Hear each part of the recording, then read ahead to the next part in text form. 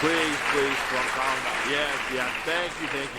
Love to see the passion. So, what's going on out here is a 5-year soil health study, and the rules are everything has to be identically the same. Same planting, same hybrid, planting depth, population, planting date, and in-furrows, any in-furrow products, same herbicide program, same fertilizer programs.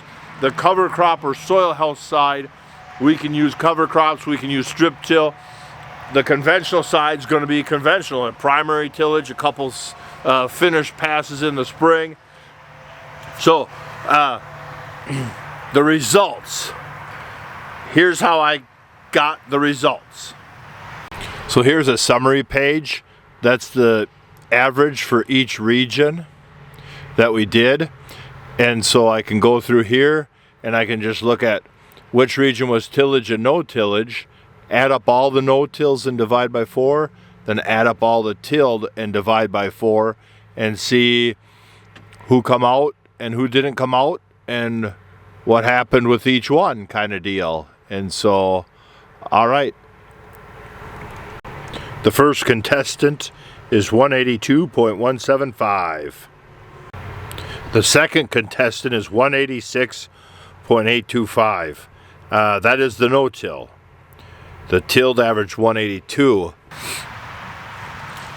So the no-till was the one that got the better yield than the conventional till. The conventional till was in a spot that the yield really fell off because of water. Now we can take the bad one off of each no-till and till, and then they would be pretty darn close. Couple bushel advantage to the tillage side. The couple bushel would not pay according to university custom rates. It would not pay according to university owners' cost of ownership rates. It would not pay. So you're still financially better off. This time, this year on this field, the no-till was more money in your pocket. But what does it mean to your farm? To you? What would it mean this fall if behind the combine you did nothing? You didn't have to stress about running a primary tillage tool, or you ran a strip till bar and put down some P and K at a much reduced rate than you would in a broadcast situation. So now you're saving 40 some bucks an acre on strip till versus conventional till. What would that time, the strip till is going to save you time in the spring, because in the spring you're either going to run a strip freshener or you're just planting.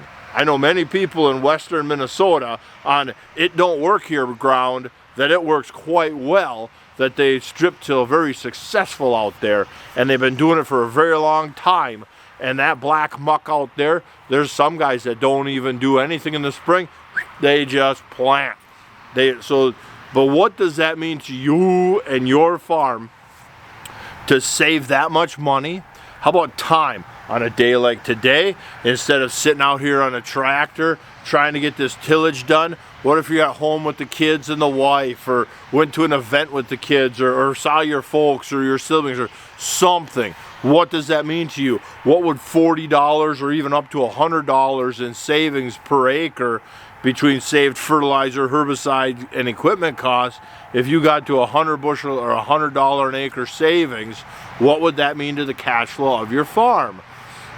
So the history of this field, the reason that one did so bad is because the history of this field is generations of primary tillage and extensive tillage.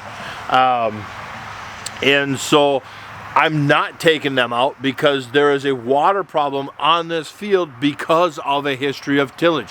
The tillage does not allow water infiltration.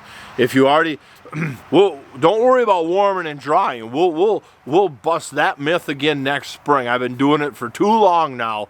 I'll blow that myth right out of the water next spring.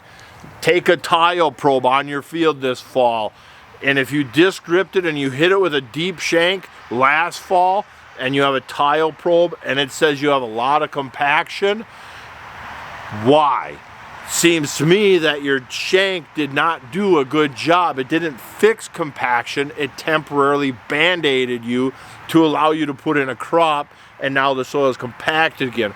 Roots will heal compaction much better than a shank could ever dream of. So that's what happened on the far side. Like I said, take that out and the conventional till would have won by a couple bushels.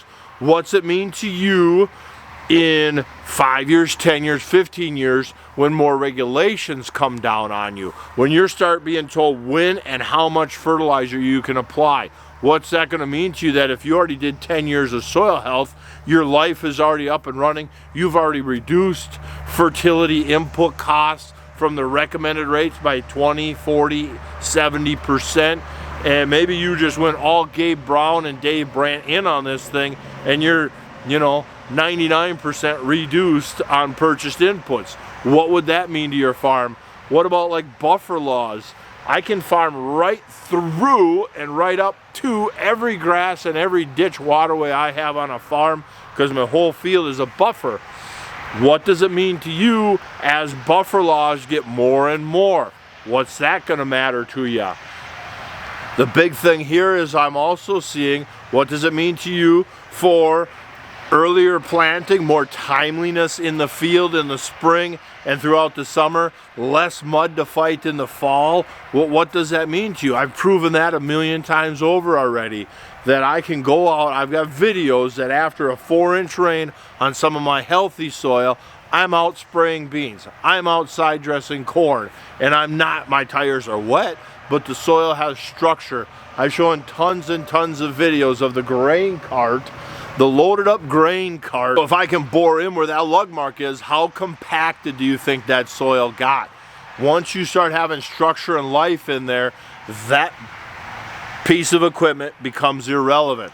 So year one, hey, winner on the no-till side. Let's go home. It's late, it's cold, it's really dark.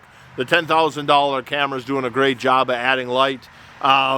Let's go home. You guys finish the conversation down below, and don't forget to subscribe to all the new people, and thank you very much.